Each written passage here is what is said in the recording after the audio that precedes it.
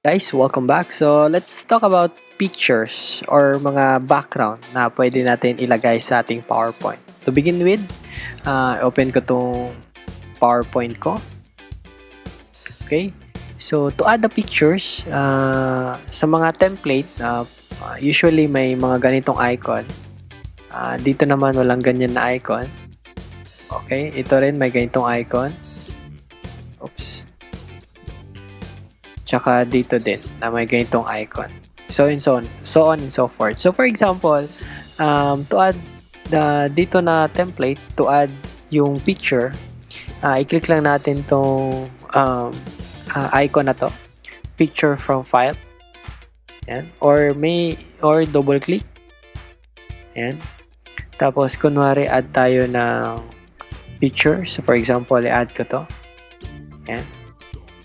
And so, added na yung picture. Kunwari, dito naman, mag-add tayo dito ng picture. Let's say, for example, ang gusto ko i-add na picture ay ito. Yan. Yan. Yung drawing ko nung nasa Boracay ako. Yan. Oops. Putol yung ulo. Control Z ko. Papalitan ko yung sakto lang. Ito siguro. Ayan. So, sakto lang. So, for example naman, kunwari wala kayong image. Walang button na pwede kayong mag-add. Tulad nito, walang ganitong button na pwede mo siya i-double click. Let's say, for example, i-add natin to. Ayan. So, for example, walang ganyan na icon. Pwede naman kayo mag-add. So, for example, punta kayo dito sa insert. Okay? Mag-change tong panel na to. Insert. And then, click nyo tong picture. Okay? So, kung napapansin nyo, ang ganitong icon, same lang sa icon dito sa picture. Okay? I-click nyo yan. Tapos, picture from file. Okay? Tapos, let's say, for example, pili tayo dito. For example, ito. I-insert ko to. Ayan. Tapos, syempre, paliitin natin. Kasi medyo sobrang laki. Tapos, putol siya. Teka. Hanap tayo ng picture na hindi napuputol.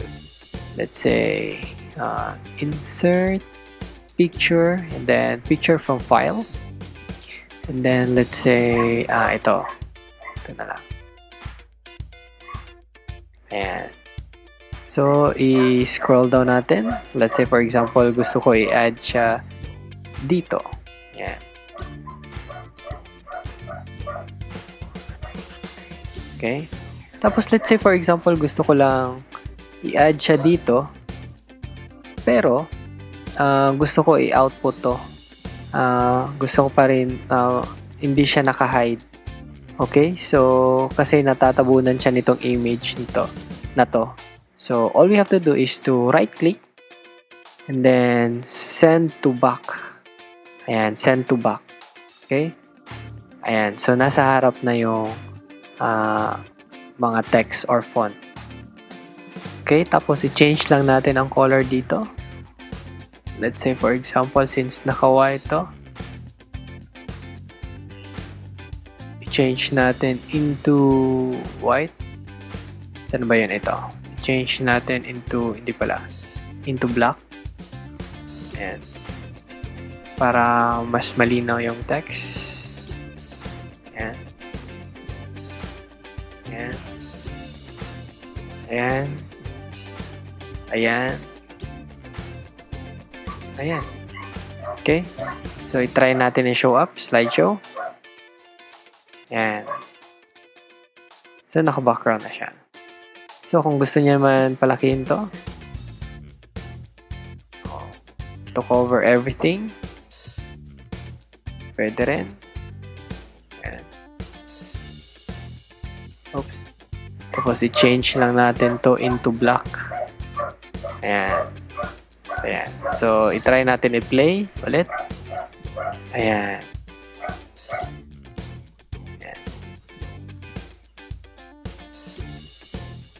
Ayan. So, at least nakukuha na natin yung kung ano yung gusto natin. Okay? By the way, before ako mag-end, gusto ko lang i-share sa inyo na even though pwede kayong mag-download ng mga picture dito sa online, be careful lang kasi may copyright to, so pwede kayong mademanda kung makita nila yung mga picture na ginagamit mo na belonging sa kanila. So, careful lang. So, kunwari free to. Kunwari ito, free license to. God is love. So, pwede nyo tong gamitin directly from online. All you have to do is to right-click, copy, image. Okay? Then, sa PowerPoint. Ayan. Then, let's say, lagay natin dito dito. Tapos, i-click nyo lang ang background. Ayan. Or kahit saan nyo i-click, basta hindi na sa text or sa font. Ayan. Or sa picture. Paste. Ayan. So, andyan na yan. Ayan. Ayan. So, pwede nyo siyang ilagay dyan. So, thank you for watching. See you sa next na video.